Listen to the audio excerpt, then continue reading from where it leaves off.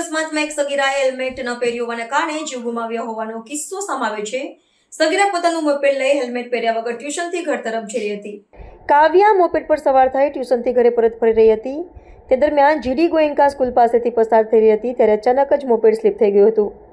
અકસ્માત એટલો ભયંકર હતો કે કાવ્યાના માથાના ગંભીર ઇજા થતાં તેને તાત્કાલિક સારવાર મળે તે પહેલાં જ તેને અંતિમ શ્વાસ લીધા હતા।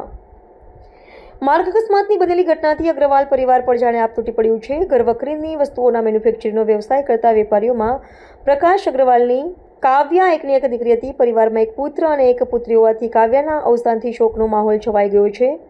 માતા પિતા માટે પોતાની જુવાન દીકરીને ગુમાવવાનું દુઃખ અસહ્ય છે। આખી સોસાયટી અને સગા સંબંધીઓમાં પણ આ ઘટનાને લઈને દુઃખ અને આઘાતની લાગણી છવાઈ ગઈ છે। તેના પરિવારના સભ્યોએ ભારે હૈયે જણાવ્યું કે જો કાવ્યાએ હેલ્મેટ પહેર્યું હોત તો આજે તે અમારી વચ્ચે હોત। આ ઘટનાએ ફરી એકવાર સાબિત કરી દીધું છે કે વાહન ચલાવતી વખતે હેલ્મેટ પહેરવું કેટલું અનિવાર્ય છે। કાવ્યાના પરિવારના સભ્યો ઓમપ્રકાશે જણાવ્યું હતું કે સરકાર દ્વારા હેલ્મેટ પહેરવાનો જે નિયમ બનાવવામાં આવ્યો છે એનું પાલન કરવું દરેક નાગરિકની ફરજ છે। હેલ્મેટ માત્ર દંડથી બચવા માટે નહીં પરંતુ આપણા પોતાના જીવનની સુરક્ષા માટે છે। મનીષભાઈ, આખી ઘટના શું હતી? દીકરી ક્યાંથી ક્યાં જતી હતી? કોની સાથે જતી હતી? દીકરી પોતે ચલાવતી હતી અને ગાડી ગોયંકા સ્કૂલ પાસેથી ટ્યુશન જતી હતી અને ગાડી સ્લીપ થઈ ગઈ।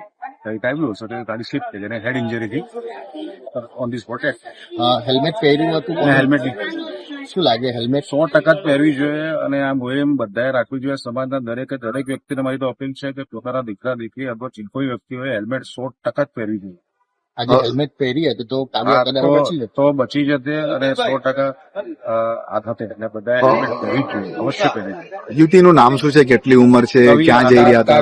કાવ્યા કાવ્યા દીકરી ભણતી ક્યાં ભણતી હતી?